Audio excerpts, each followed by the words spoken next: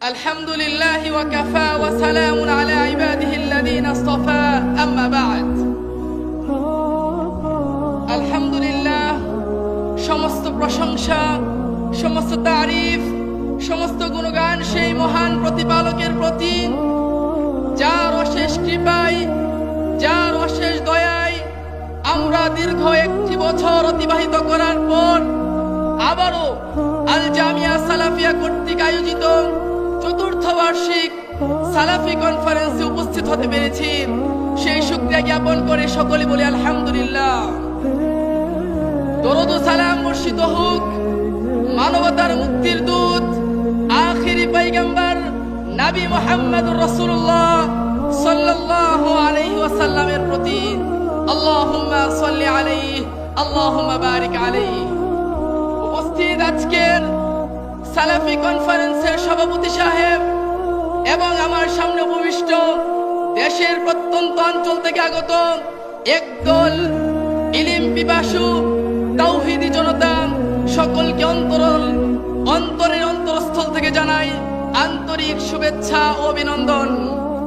প্রিয় উপস্থিতি, আজকে আমার সংক্ষিপ্ত বক্তব্যের বিষয় হচ্ছে অধিক ফজিলত সম্পন্ন কিছু আমল। উক্ত বিষয়ের উপর সংক্ষিপ্ত আলোচনা করব ইনশাআল্লাহ। ওয়া তাওফীকি ইল্লা বিল্লাহ আলাইহি তাওয়াক্কালতু ওয়া ইলাইহি উনীব।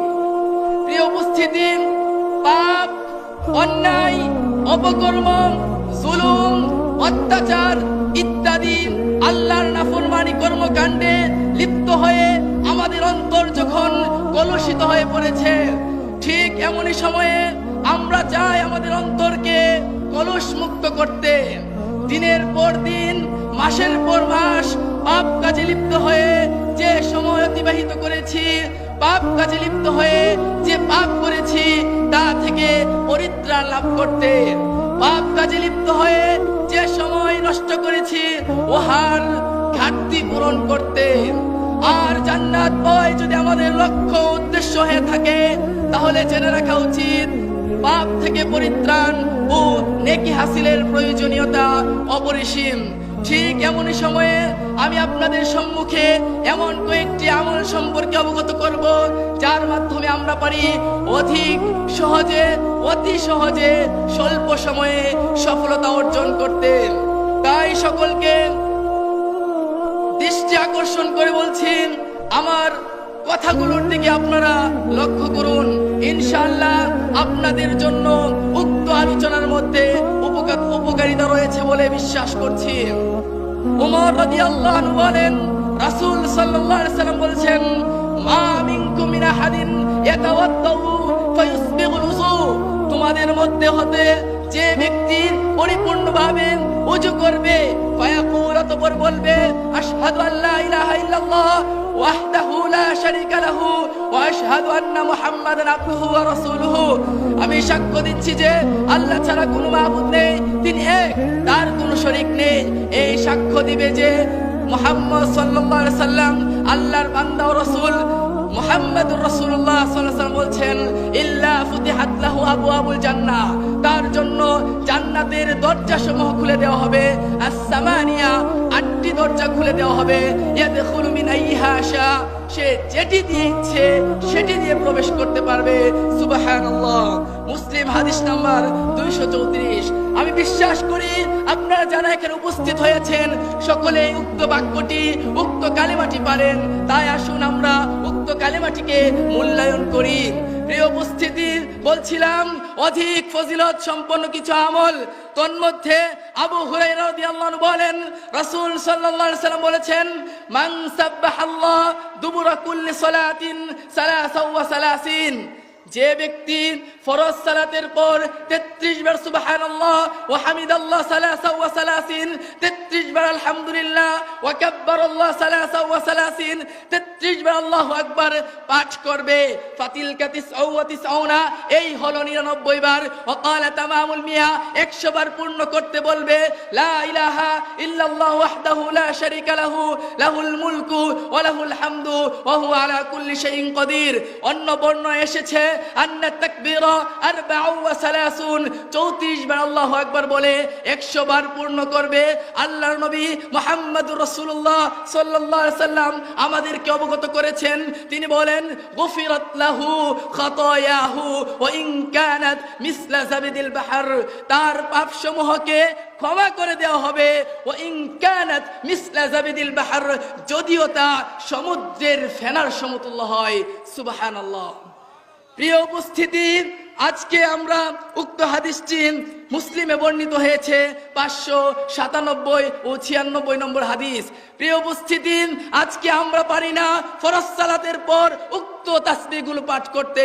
আমরা আজকে ব্যক্তি প্রবর্তনী আমলে ব্যস্ত হয়ে পড়েছি, যার ফলে আমরা এই সুসংবাদ থেকে, এই পুরস্কার থেকে বঞ্চিত হচ্ছি। যারা আজকে আমাদেরকে বঞ্চিত করেছে, যারা আজকে আমাদেরকে ব্যস্ত করেছে, তারা সেই ব্যস্ততার মধ্যে আমাদেরকে অটুট রাখতে নানান প্রকার এক্সকিউজ, নানান প্রকার উজর পেশ করছে। তাই তাদেরকে বলছি, ফরজ সালাতের পর রাসূল কর্তৃক প্রবর্তনী আমল ছাড়া ব্যক্তি প্রবর্তনী আমলের কোনো বিধান নেই। সেই আমল থেকে আজই বিরত থাকুন। এই মর্মে একটি উক্তি পেশ করতে চাই। আলী রাদিয়াল্লাহু আনহু বলছেন, লাউ কানা দ্বীনু বির-রাই, দ্বীন ইসলাম ধর্ম যদি কোনো ব্যক্তির কথাই প্রতিষ্ঠিত হতো, লাকানা আসফালুল খুফফি আওলা বিল মাসহি মিন আলাহু, তাহলে মুজার উপরি ভাগ মাসহ করার চেয়ে নিচের ভাগ মাসহ করা অধিক উত্তম হতো। ওয়াকাদ রাআইতু রাসূলুল্লাহি সাল্লাল্লাহু আলাইহি সাল্লাম ইয়ামসাহু আলা যাহিরি খুফাইহি, অথচ আমি আল্লাহর নবীকে মুজার উপরি ভাগ মাসহ করতে দেখেছি। আমি মনে করি তাদের জন্য উক্ত উপমাটি যথেষ্ট হবে। প্রিয় উপস্থিতি, বলছিলাম অধিক ফজিলত সম্পন্ন কিছু আমল। তন্মধ্যে জাবের রাদিয়াল্লাহু আনহু বলেন, রাসূল সাল্লাল্লাহু আলাইহি সাল্লাম বলেছেন, মান ক্বালা হিনা ইয়াসমাউন নিদা, যে ব্যক্তি আযান শোনার পর বলবে আল্লাহুম্মা রাব্ব হাযিহি দাওয়াতিত তাম্মা ওয়াস সালাতিল কায়িমা আতি মুহাম্মাদানিল ওয়াসিলাতা ওয়াল ফাযিলা ওয়া বা'আসহু মাকামান মাহমুদান আল্লাযী ওয়া'আদতা। আমরা সকলেই পারি, যারা পারি না তারা শিখে নেব উক্ত বাক্যগুলো। আল্লাহর নবী মুহাম্মদুর রাসূলুল্লাহ সাল্লাল্লাহু আলাইহি সাল্লাম বলেছেন, হাল্লাত লাহু শাফাআতি ইয়াউমাল কিয়ামা, রাহুল বুখারী। প্রিয় উপস্থিতি, নবী সাল্লাল্লাহু আলাইহি ওয়াসাল্লাম বলছেন, ওই ব্যক্তির জন্য যে ব্যক্তি আযানের বাক্য শোনার পর উক্ত দোয়াগুলো পাঠ করবে, ওই ব্যক্তির জন্য কিয়ামতের দিন আমার সুপারিশ ওয়াজিব হয়ে যাবে। সুবহানাল্লাহ। প্রিয় উপস্থিতি, আর নয় পীরের কাছে, আর নয় মাজারের কাছে, আর নয় গাউস কুতুবের কাছে, আসুন আজ থেকে আযানের পর উক্ত বাক্যগুলো পাঠ করে রাসূল সাল্লাল্লাহু আলাইহি সাল্লামের গ্রহণযোগ্য সুপারিশ গ্রহণ করি। আল্লাহ রাব্বুল আলামিন আমাদেরকে সেই তৌফিক দান করুন, আল্লাহুম্মা আমিন। বলছিলাম অধিক ফজিলত সম্পন্ন আমল, তন্মধ্যে আরেকটি আমল বলে আমার বক্তব্য শেষ করব। প্রিয় উপস্থিতি, ওমর রাদিয়াল্লাহু আনহু বলেন, রাসূল সাল্লাল্লাহু আলাইহি ওয়াসাল্লাম বলেছেন, মান দাখালা সুক, যে ব্যক্তি বাজারে প্রবেশ করবে, ফাকালা, অতঃপর বলবে লা ইলাহা ইল্লাল্লাহ ওয়াহদাহু লা শারীকা লাহু, আল্লাহ ছাড়া কোনো মাবুদ নেই, তিনি এক, তার কোনো শরীক নেই, লাহুল মুলকু ওয়া লাহুল হামদু, রাজত্ব তারই, ওয়া লাহুল হামদু, প্রশংসা তারই জন্য, ইহয়ি ওয়া ইউমিতু, তিনি জীবিত করেন, তিনি মৃত্যু দান করেন, ওয়া হুয়া হাইয়ুন, তিনি চিরঞ্জীব, লা ইয়ামুতু, তিনি মৃত্যুবরণ করবেন না, বিয়াদিহিল খায়র, তার হাতে রয়েছে কল্যাণ, ওয়া হুয়া আলা কুল্লি শাইইন কাদির, তিনি সর্ববিষয়ে সর্বশক্তিমান। এই দোয়াটি আপনারা মুখস্থ করে নেবেন। আপনারা দোয়াটি পাবেন আইনে রাসূল দোয়া অধ্যায় বইয়ে, এবং আপনারা এই দোয়াটি ইমাম সাহেবদের সহযোগিতায়, মুয়াজ্জিনদের সহযোগিতায় শিখে নেবেন। রাসূল সাল্লাল্লাহু আলাইহি সাল্লাম পরবর্তী বাক্যে বলছেন, যে ব্যক্তি বাজারে প্রবেশ করে উক্ত দোয়া পাঠ করবে, আল্লাহর নবী মুহাম্মদুর রাসূলুল্লাহ সাল্লাল্লাহু আলাইহি সাল্লাম আমাদেরকে সুসংবাদ দিতে গিয়ে বলছেন, কাতাবাল্লাহু লাহু আলফা হাসানাতিন, ওই ব্যক্তির নেকির খাতায় 10 লক্ষ নেকি বরাদ্দ করা হবে। ওমাহা আনহু আলফা সাইয়্যাতিন, তার 10 লক্ষ পাপ মিটিয়ে দেওয়া হবে। ওরাফা লাহু আলফা দারাজাতিন, তার মর্যাদা 10 লক্ষ গুণ উন্নীত করা হবে। সুবহানাল্লাহ। হাদিসটি তিরমিজিতে বর্ণিত হয়েছেন 3228 নম্বর হাদিস। প্রিয় উপস্থিতি, বলছিলাম অধিক ফজিলত সম্পন্ন আমল, উক্ত আমলটি এখন যে আমলটি বললাম, প্রিয় উপস্থিতি আপনারা জানেন আহাব্বুল বিলাদি ইলাল্লাহি মাসাজিদুহা, আল্লাহ রাব্বুল আলামিনের নিকট পৃথিবীর মধ্যে সবচেয়ে পছন্দনীয় জায়গা হচ্ছে মসজিদ, আর আবগাদুল বিলাদি ইলাল্লাহ আসওয়াকুহা, সবচেয়ে নিকৃষ্ট অপছন্দনীয় জায়গা হচ্ছে বাজার। আর সেই বাজারে যখন রাসূল কর্তৃক প্রবর্তনীয় তার অনুসরণ করে তার রীতিনীতি অনুযায়ী যদি আমরা প্রবেশ করি, উক্ত দোয়া পাঠ করে, তাহলে আমাদের জন্য কত বড় পুরস্কার রয়েছে, সুসংবাদ রয়েছে। কিন্তু আজকে অত্যন্ত দুঃখের সাথে বলতে হয়, আমরা রাসূল প্রবর্তনী আমলকে বাদ দিয়ে আজকে ব্যক্তি প্রবর্তনী আমলে ব্যস্ত হয়ে পড়েছি, যা আমাদেরকে ধ্বংসের দিকে ধাবিত করছে, যা আমাদেরকে বিদাতি হিসেবে আমাদেরকে গ্রাহ্য করছে।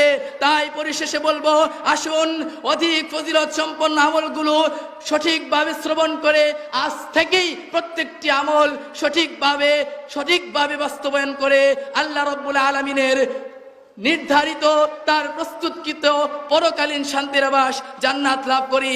আল্লাহ তাআলা আমাদেরকে কবুল করুক। আল্লাহুম্মা আমিন। আসসালামু আলাইকুম ওয়া রাহমাতুল্লাহি ওয়া বারাকাতুহু। একটি